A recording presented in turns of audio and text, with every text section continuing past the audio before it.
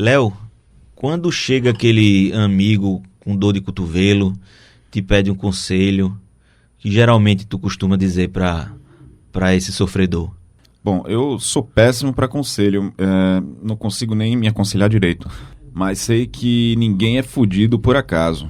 Geralmente eu só digo, meu amigo, segura as pontas e seja foda. Mas seja foda em que sentido, Léo? De relevar os problemas e olhar para si.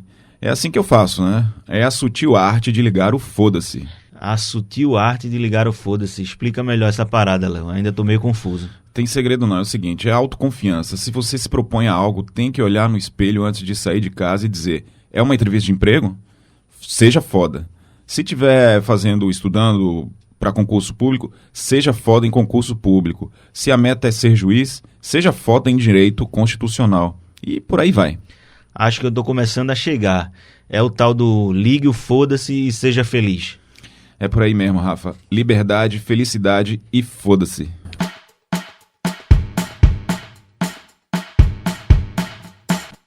Desculpa o palavreado do começo do episódio Fatídicos e Fatídicas que nos ouvem toda semana. Galera, a gente criou um apelido pra vocês. Vão se acostumando aí. Vocês agora são fatídicos e fatídicas. Mas é apenas uma conversa ilustrativa usando os nomes de livros de um segmento que se prolifera no Brasil.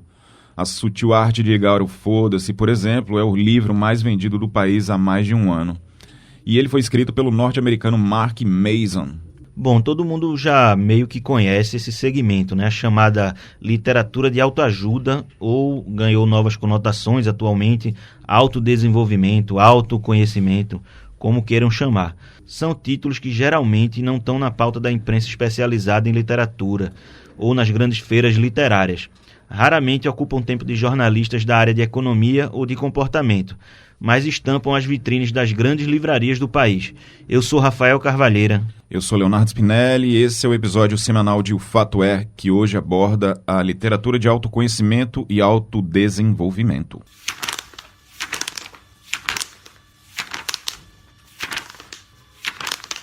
Então, para começar, Léo, vamos dar uma passada no perfil de leitura do brasileiro.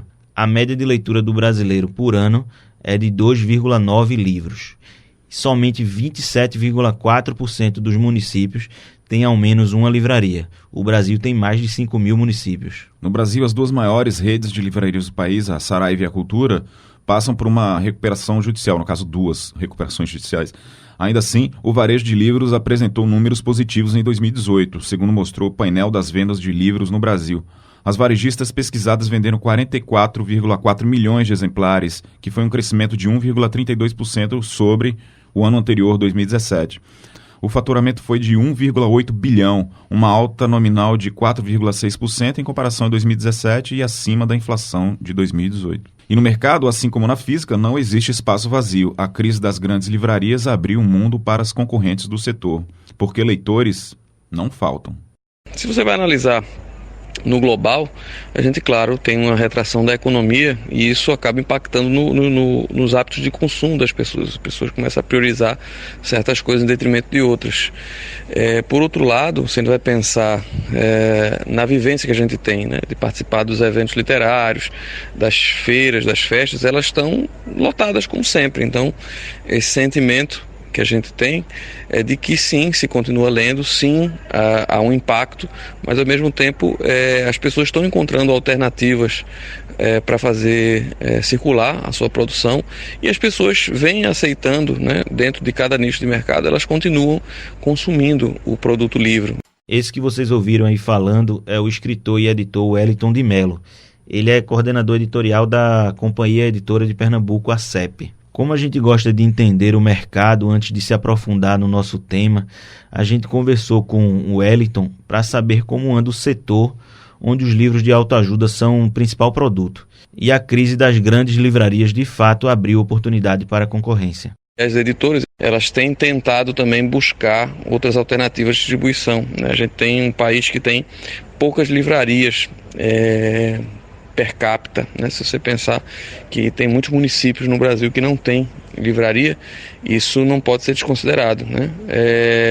Mas, por exemplo, enquanto você vê a Cultura e a Saraiva em decadência, você tem a Travessa, você tem a Blux, você tem algumas redes menores que estão assumindo um espaço aí de protagonismo dentro do mercado. Quem confirma a informação de Wellington é o livreiro Jacob Berenstein Neto, proprietário da livraria pernambucana Imperatriz. Teve um lado um pouco positivo, né? Porque quando essas duas grandes, essas duas players do mercado, né, são editoras, são livrarias consagradas, elas fraquejam, acaba que o mercado também vai se reencontrando, vai se redistribuindo. Então as editoras, as principais que absorveram bem o impacto, elas começaram a distribuir mais com as menores, né? As livrarias estaduais, locais, onde se encaixam livrarias como a Livraria Imperatriz aqui em Recife, algumas outras livrarias em Maceió, em Aracaju, isso falando do Nordeste. E no Sul, outras livrarias também locais que são fortes. Então isso também as beneficiou um pouco. Mas, Jacob, vamos voltar aí para o tema principal do podcast. Diz pra gente o que representa para as livrarias os livros de autoajuda. Os livros de autoajuda, de romance, vendem normalmente. Aliás, é o que vem sustentando as livrarias, né? Porque a parte de livros técnicos caiu muito. Né? O pessoal tem tirado muita cópia, não há um respeito ao direito autoral. Então, os bons romances e os bons livros de autoajuda sempre vendem bem. Vai depender do momento. Tem livro que da propaganda do livro, né, da exposição em revistas especializadas e dos próprios autores. Autores consagrados vendem sempre. Dificilmente você vai ter um autor que ele lance um romance, parece que o público espera que aquele escritor ele lance outro livro. Então o romance sempre venderá. A autoajuda ela talvez seja um pouco mais geral, porque é o livro da moda, não é? Às vezes nem tanto conteúdo, mas mais um modismo, né? Uma pessoa fala para outra e assim por diante. E sobre esses livros que usam palavrão na capa para chamar a atenção do leitor, o que a gente pode dizer sobre eles?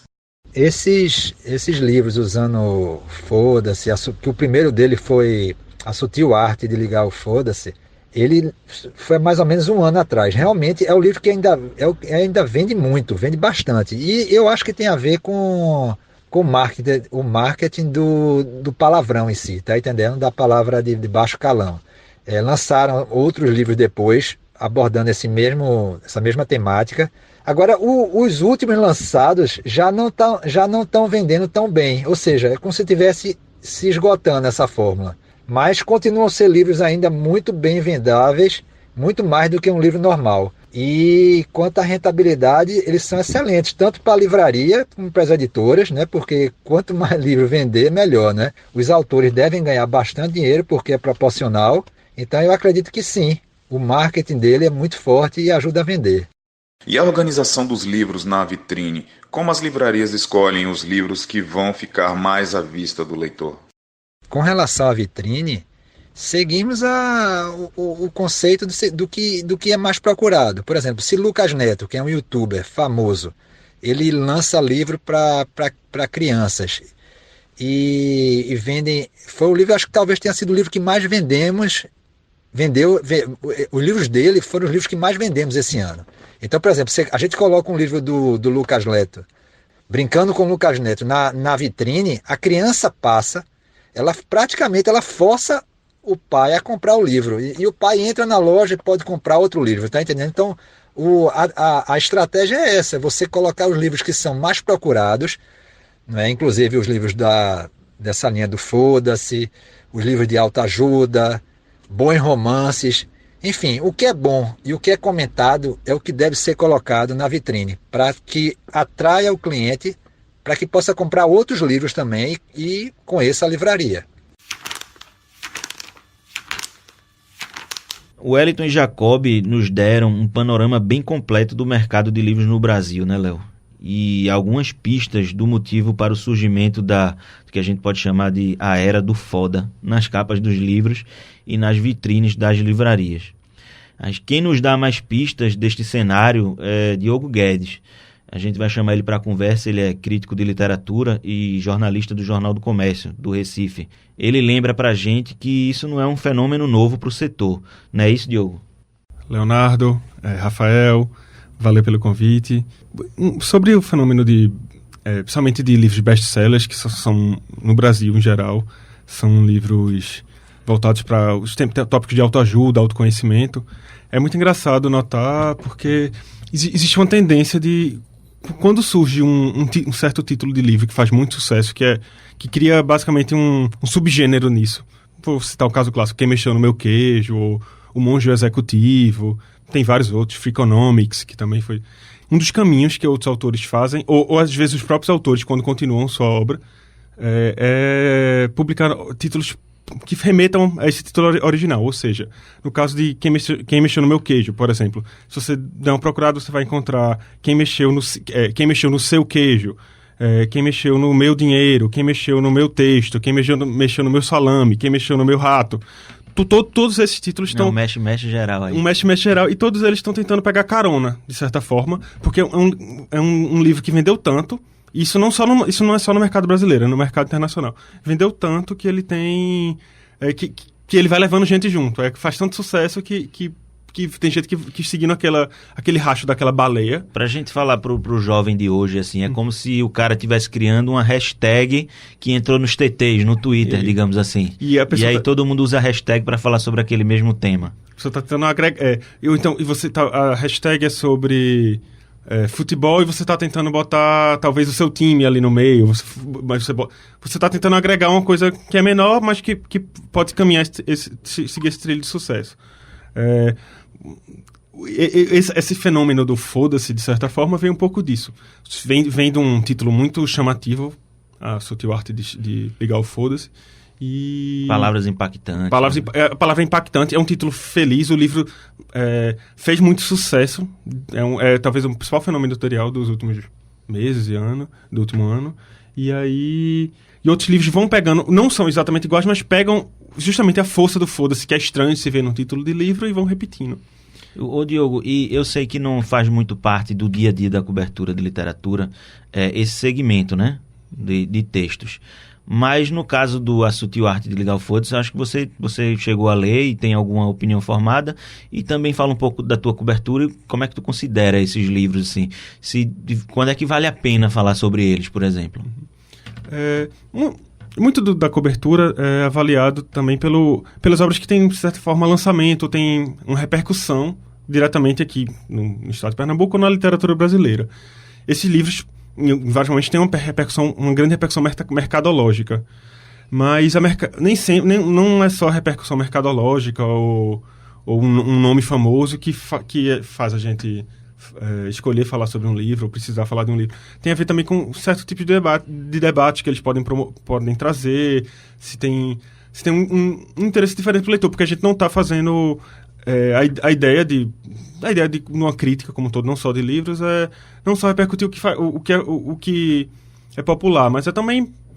E no livros ninguém consegue falar de todos os livros porque são muito lançados, é diferente de outras áreas, mas é também trazer o que se diferencia, o que é interessante. Ou seja, quando existe um fenômeno, vale sim a pena falar. Por exemplo, quando teve os livros de colorir, que foram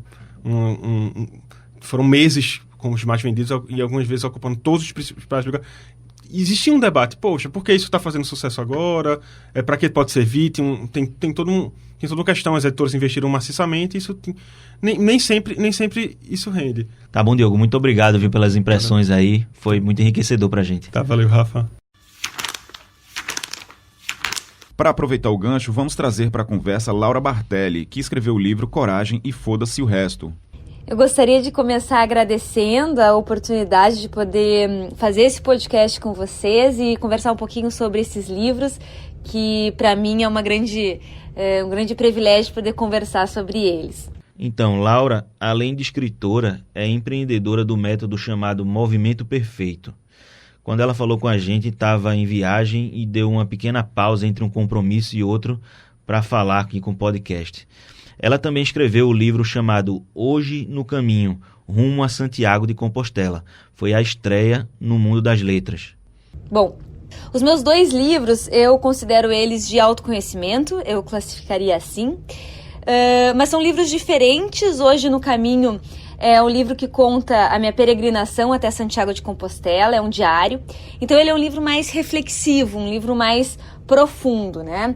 Todo dia de caminhada eu tinha um grande questionamento, então eu trago esse questionamento e eu acredito que essas perguntas, elas são uma forma da gente se expandir e se conhecer mais, né?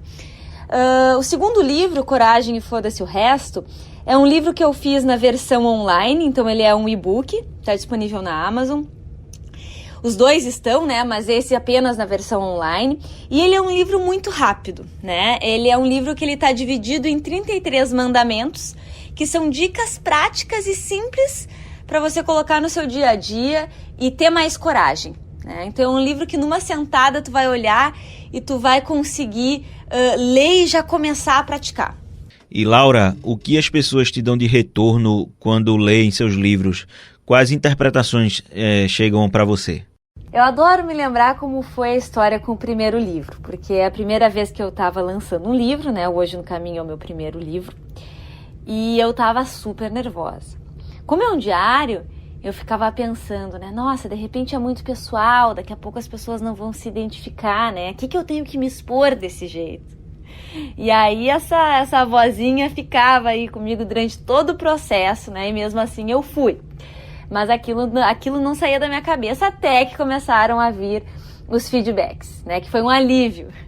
Porque o principal feedback que eu recebi foi justamente: Laura, como eu me identifiquei com a tua história. Laura, tu estava conversando comigo enquanto caminhava. Laura, isso aqui é exatamente assim na minha vida, né? Então foi muito legal perceber isso, né? Eu tenho algumas frases aqui que eu separei do que o pessoal me encaminhou, né? Então diz assim: lendo seu livro me senti mais humana, mais compreendida. De uma forma corajosa, você abordou temas existenciais que tocaram a minha alma. Hoje no Caminho me fez lembrar do que me acende por dentro. Que bom que você teve coragem de se expor, senti como se estivesse conversando com uma grande amiga.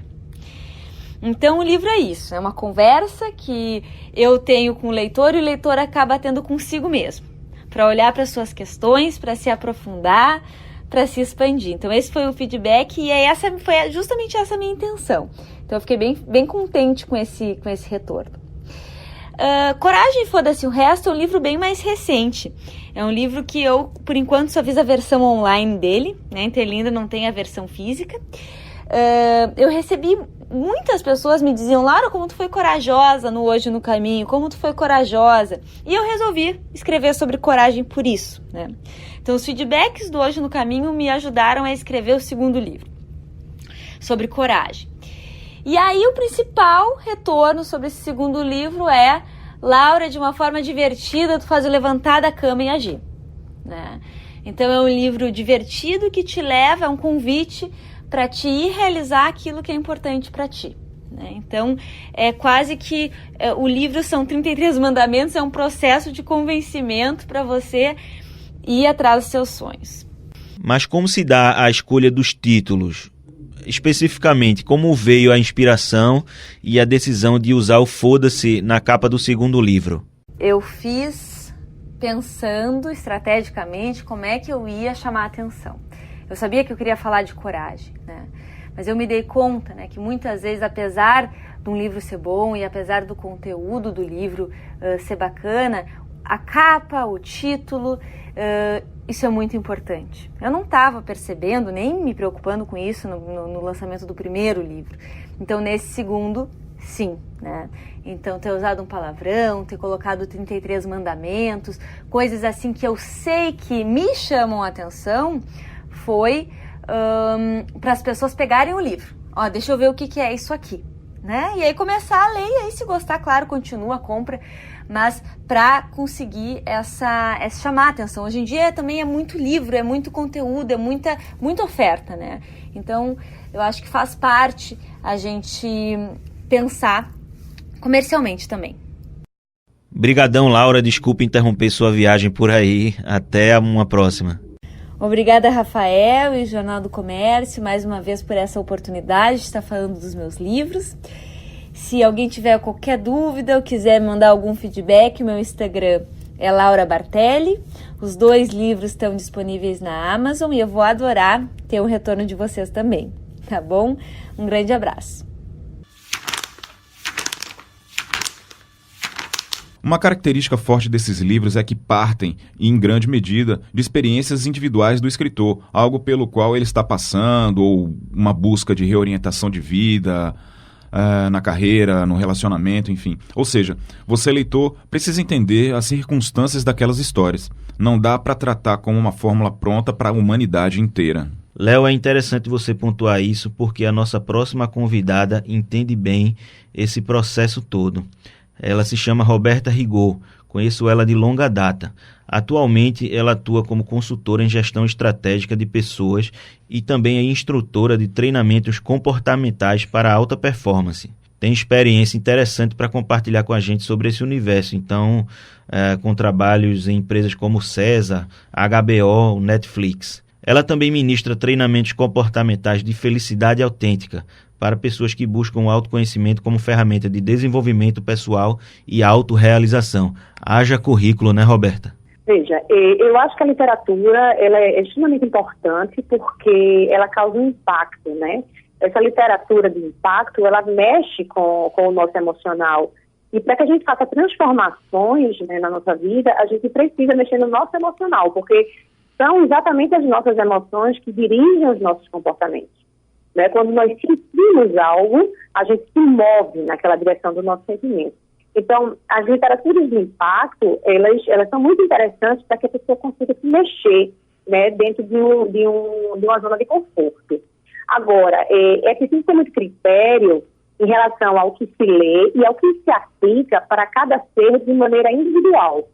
Por quê? Porque nós estamos cada vez mais buscando, nos processos de treinamento, de autoconhecimento, a individualização do ser. Nós não somos iguais.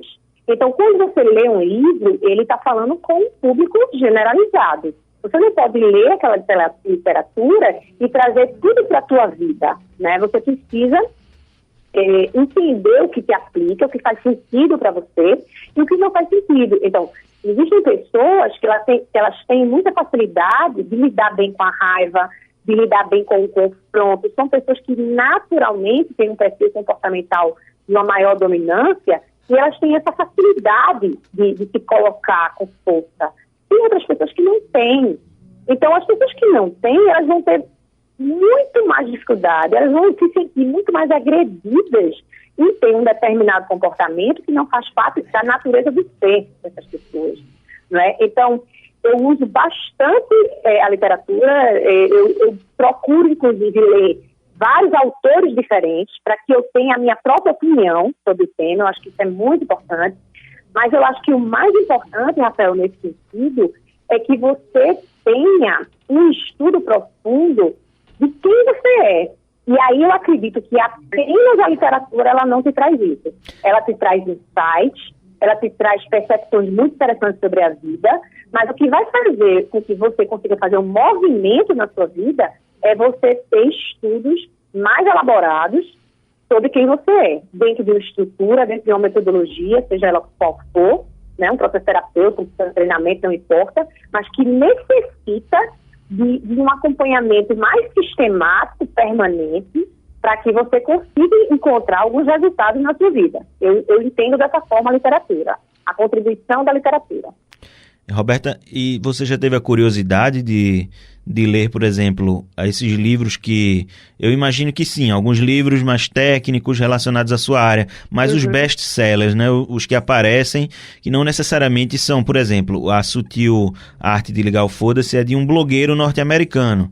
Tem alguns conceitos, obviamente, científicos, mas ele não é um especialista na área.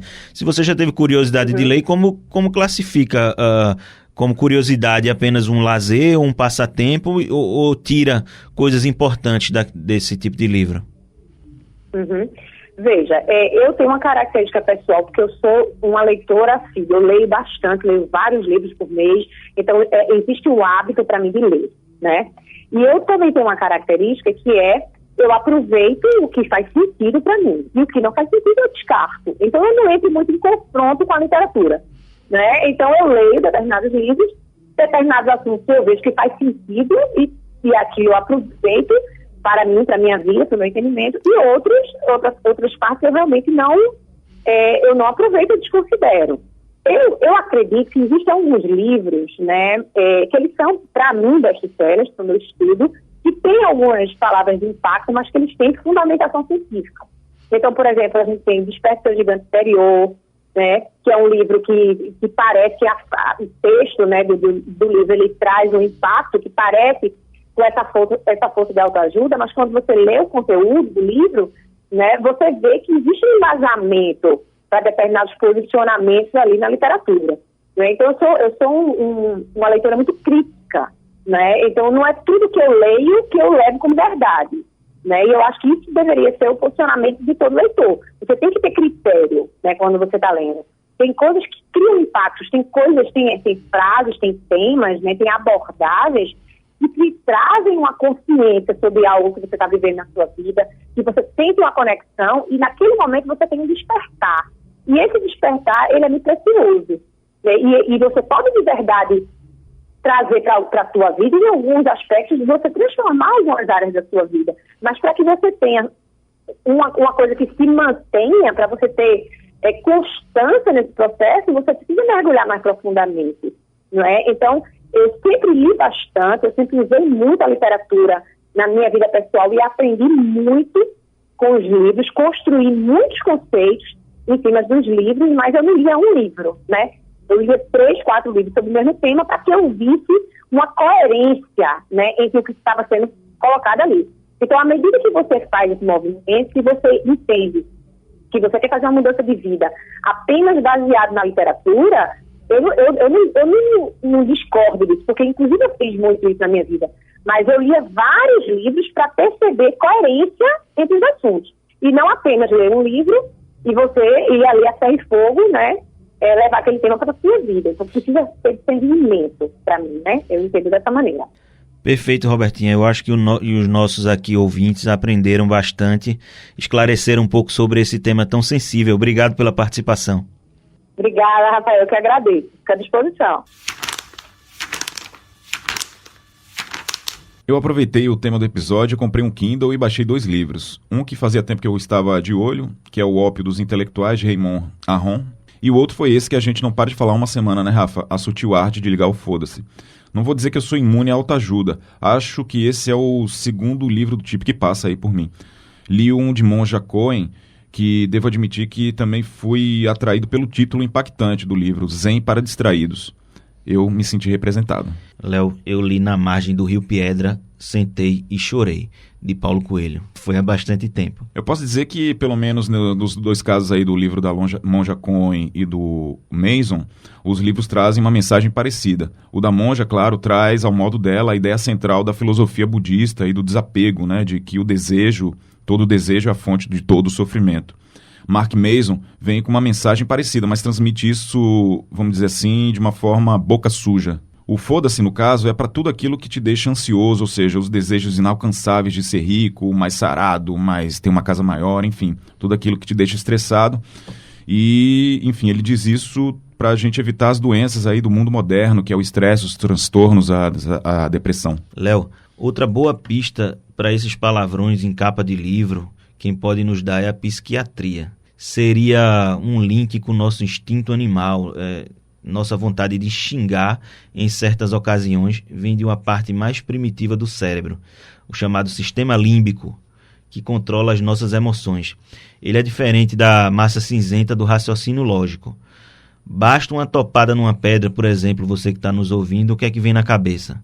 Nosso corpo aciona o sistema límbico e você pode soltar aquele velho PQP.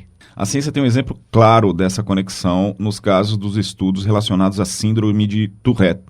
uma doença que compromete justamente essa parte primitiva do cérebro. As pessoas que sofrem com esse problema passam a ter tiques nervosos e cerca de 20% delas ficam com uma característica inusitada: não param de falar palavrão. Quem explica isso é a psiquiatra Kátia Petribu. Tô curioso.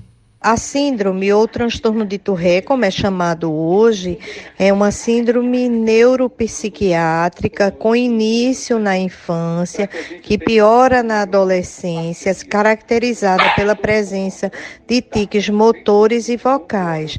As áreas cerebrais mais comprometidas são os gânglios da base e, em alguns casos, como você viu, 10 a 15%, os pacientes soltam palavrões, ou seja, eles têm uma coisa que a gente chama como coprolalia.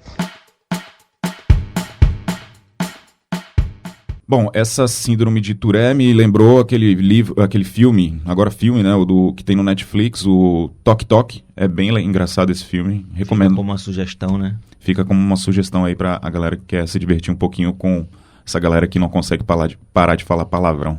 Então vamos nos despedindo, Léo? Vamos lá. Obrigado, gente, mais uma vez, e a gente se vê no próximo episódio de O Fato É. Esperamos por vocês, fatídicos e fatídicas, queridas e queridos. Daqui pra frente, então, Léo, acho que o lema vai ser coragem e foda-se o resto, é o lema do podcast, não. É melhor deixar quieto. Esse foi mais um episódio de O Fato É.